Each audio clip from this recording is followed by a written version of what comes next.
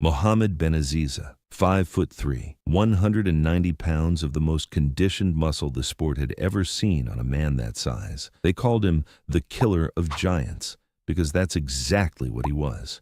In 1990, he walked onto the Night of Champions stage and beat Dorian Yates, the man who would go on to dominate the entire decade. Benaziza beat him. 8 pro titles in 5 years, and then the Grand Prix Holland, last stop of a brutal European tour. He stepped on stage and won. Hours later, he was dead. Backstage, he had been vomiting repeatedly, could barely walk to collect his own trophy. On the drive to the hotel, he filled 3 bags with vomit. He arrived dead weight, clammy, barely conscious. Around 4:30 in the morning, his heart stopped. A fellow competitor, Porter Cottrell, performed chest compressions for 45 minutes. It wasn't enough. The autopsy confirmed cardiovascular failure from severe dehydration caused by diuretic abuse. The drug bodybuilders used to strip the last layer of water before stepping under the lights. He didn't die chasing failure. He died winning, and the sport watched and kept going. Mike Mentzer. Mike Mentzer was the smartest man bodybuilding ever produced, and the sport broke him for it. 1978 Mr. Universe, perfect score, 300 out of 300, the first man in history to achieve it. His heavy-duty training system was decades ahead of its time. Dorian Yates adopted it and won 6 consecutive Olympias. The student became a legend. The teacher disappeared. The 1980 Mr. Olympia destroyed him. Arnold came out of retirement, won under circumstances Mentzer never accepted as legitimate, and that was it. He walked away at 29.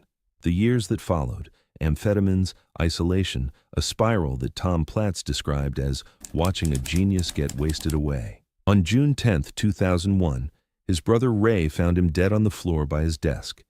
He had been working on a training video script late into the night, severe atherosclerotic cardiovascular disease, left main coronary artery blocked.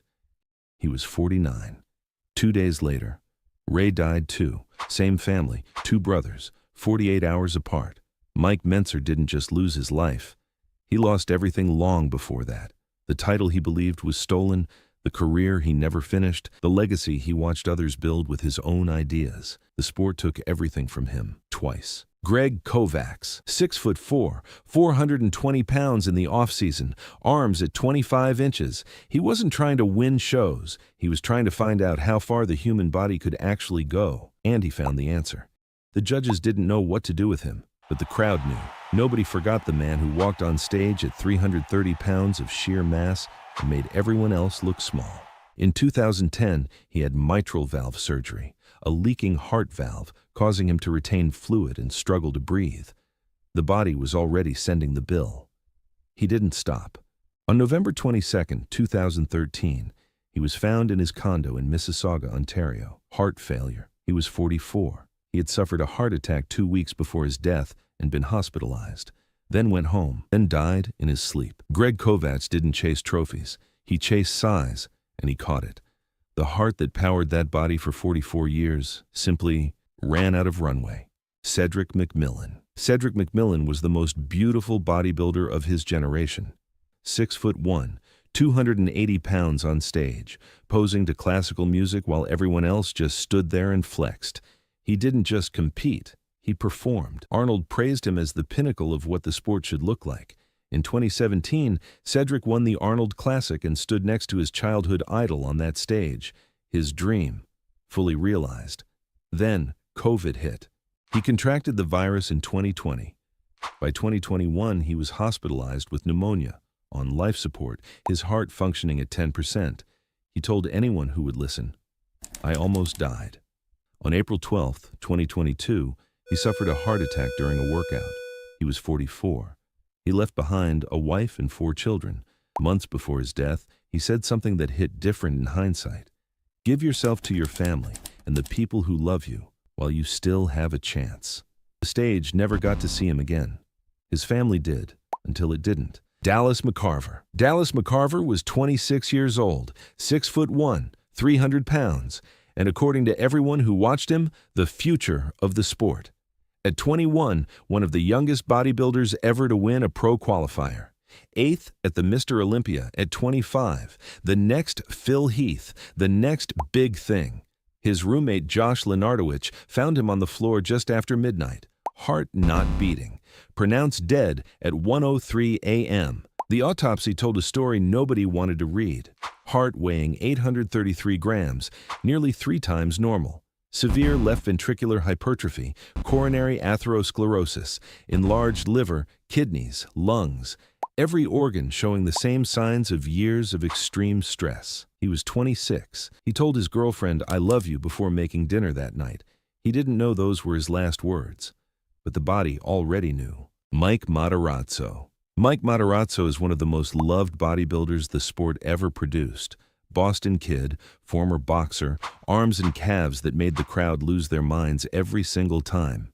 He'd hit a most muscular and stick his tongue out, and the whole arena roared. 7 Olympia appearances, best placing 9th in 1998. The sport didn't give him trophies. Then the bill arrived. 2004, open heart surgery, clogged arteries at 39. He retired. 3 years later, another heart attack. By 2014, his heart was functioning at 20%. He couldn't work, could barely move, was waiting for a heart transplant at Stanford Hospital in Palo Alto. It never came. He died on August 16th, 2014, 48 years old. He said it himself, years before the end. "I probably took 20 years off my life. No amount of money in the world is worth that. I took the gamble and lost in every way. 31 shows. And the most honest thing anyone in bodybuilding ever said about what this sport actually costs." Nasser El Sonbadi. Nasser El Sonbadi spoke 7 languages, had a university degree in history, political science, and sociology from the University of Augsburg, trained wearing round glasses. They called him the professor, and he earned it. 5'11", 270 pounds on stage, over 300 in the off-season, with his abs still visible. That combination of size and conditioning was nearly impossible. Nasser made it look routine. 9 Mr. Olympia appearances, 4 top 5 finishes, and 1997, the night most people in the sport still talk about. He walked on stage against Dorian Yates and delivered what many considered the superior physique. Jay Cutler, Ronnie Coleman, fans worldwide, they all said Nasser won that night. The judges disagreed. He never got another shot that close. He kept competing anyway. Won the 1999 Arnold Classic, kept showing up in a sport he openly called corrupt, because he loved it anyway. On March 20th, 2013, he died in his sleep in Cairo, heart and kidney failure. He was 47. He had needed a heart transplant but didn't qualify as a candidate, so he went home to Egypt to spend his final days with family. The sport never gave him the title. He gave the sport everything else. George Peterson. George Peterson was known as Da Bull, and the night before he died, his coach said he looked incredible. Classic physique turned 212, won the 2019 Arnold Classic, 4 Olympia appearances, top 3 every single time. At 37, he was ascending. The 2021 Olympia was supposed to be his year. On October 6th, 2021, one day before the competition, coach Justin Miller couldn't reach him. He went to the hotel room and found George face down on the floor, cold, gone for hours. The autopsy confirmed sudden cardiac failure from hypertensive cardiovascular disease. His heart weighed 500 grams. A normal heart weighs around 300. The years of extreme physical stress had left their mark, documented in every organ they examined. The Olympia went ahead the next day. The stage he was supposed to stand on opened without him, 37 years old, gone the night before he could try for the title.